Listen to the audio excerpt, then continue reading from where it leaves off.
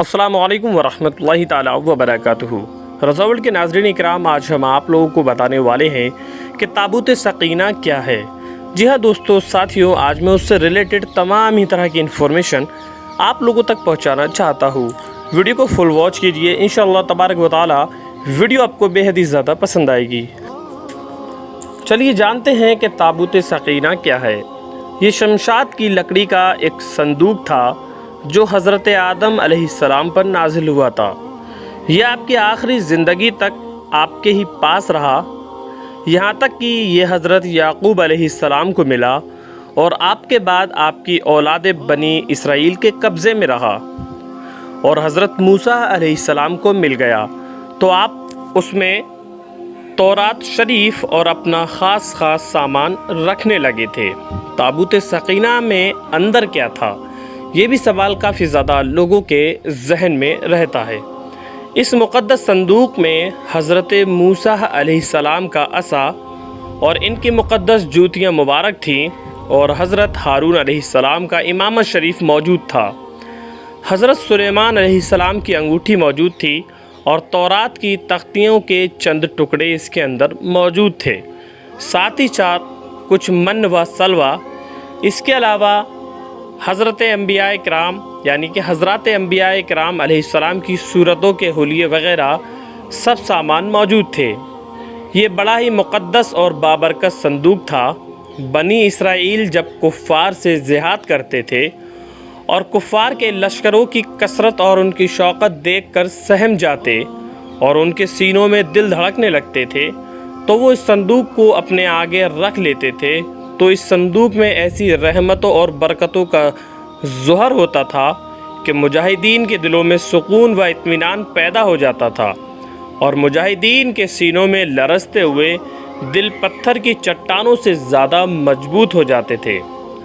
اور جس قدر صندوق آگے بڑھتا تھا، آسمان سے کی بشارت عظمیٰ نازل ہوا کرتی تھی اور فتح مبین حاصل ہو جایا کرتا تھا۔ بنی اسرائیل میں جب کوئی اختلاف پیدا ہوتا تھا تو لوگ اسی صندوق سے فیصلہ کراتے تھے۔ صندوق سے فیصلے کی آواز آتی اور فتح کی بشارت سنی جاتی تھی۔ بنی اسرائیل اس صندوق کو اپنے آگے رکھ کر اور اس کو وسیلہ بنا کر دعائیں مانگتے تھے، تو اس کی دعائیں مقبول ہوتی تھی اور بلاؤں، مصیبتوں اور وباؤں کی آفتیں ٹل جایا کرتی تھی۔ الغرض یہ صندوق بنی اسرائیل کے لیے تابوت سقینہ برکت و رحمت کا خزانہ اور نصرت خداوندی کے نزول کا نہایت مقدس اور بہترین ذریعہ تھا۔ مگر جب بنی اسرائیل طرح طرح کے گناہوں میں ملوث ہو گئے اور اس لوگوں میں معاشی طغیانی اور سرکشی و گناہوں کا دورہ ہو گیا، تو اس کی بدعمالیوں کی نحوست سے اس پر اللہ کا غضب نازل ہوا کہ قوم عمالقہ کے کفار نے ایک لشکر کے ساتھ ان لوگوں پر حملہ کر دیا۔ ان کافروں نے بنی اسرائیل کا قتل عام کر کے ان کی بستیوں کو تباہ و برباد کر ڈالا، عمارتوں کو توڑ پھوڑ کر سارے شہر کو تہس نہس کر ڈالا، اور اس مبارک صندوق کو بھی اٹھا کر لے گئے۔ اس مقدس صندوق کو نجاستوں کے کوڑے خانے میں پھینک دیا گیا۔ لیکن اس بے ادبی کا قوم عمالقہ پر یہ بوال آیا کہ یہ لوگ طرح طرح کی بیماریوں اور بلاؤں کے ہجوم میں جھونک دیے گئے۔ چنانچہ قوم عمالقہ کے 5 شہر بالکل برباد اور ویران ہو گئے، یہاں تک کہ ان کافروں کو یقین ہو گیا کہ یہ مقدس صندوق کی بے ادبی کا عذاب ہم پر پڑ گیا ہے۔ تو ان کافروں کی آنکھیں کھل گئیں اور ان لوگوں نے اس مقدس صندوق کو ایک بیل گاڑی پر لاد کر بیلوں کو بنی اسرائیل کی بستیوں کی طرف ہانک دیا تھا۔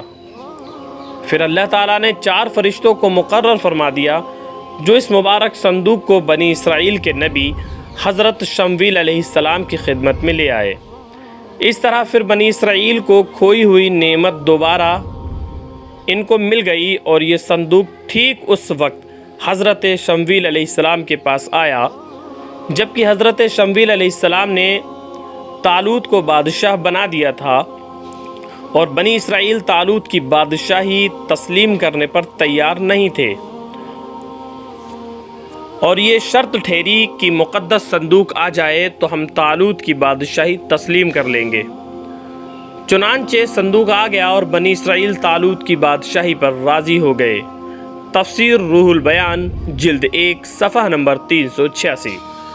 قرآن مجید میں اللہ رب العزت نے سورہ بقرہ میں اس صندوق کا تذکرہ فرماتے ہوئے ارشاد فرمایا ہے، جس کا ترجمہ یہ ہے، اور ان سے ان کے نبی نے فرمایا، ان کی بادشاہی کی نشانی یہ ہے کہ تمہارے پاس وہ تابوت آ جائے گا جس میں تمہارے رب کی طرف سے دلوں کا چین ہے، اور معزز موسیٰ اور ہارون کی چھوڑی ہوئی چیزوں کا واقعہ ہے۔ فرشتے اٹھائے ہوئے ہوں گے، اور بے شک اس میں تمہارے لیے بڑی نشانی ہے اگر تم ایمان والے ہو۔ سورہ بقرہ آیت نمبر 248۔ تو میرے دوستو ساتھیو، امید کرتے ہیں کہ آپ کو یہ ویڈیو بے حد ہی زیادہ پسند آ گئی ہوگی، اور آپ لوگ بخوبی سمجھ گئے ہوں گے کہ تابوت سقینہ کیا ہے۔ اس کو دل کھول کر کے شیئر کریں تاکہ زیادہ سے زیادہ لوگوں تک یہ معلومات پہنچ سکے۔ اللہ حافظ۔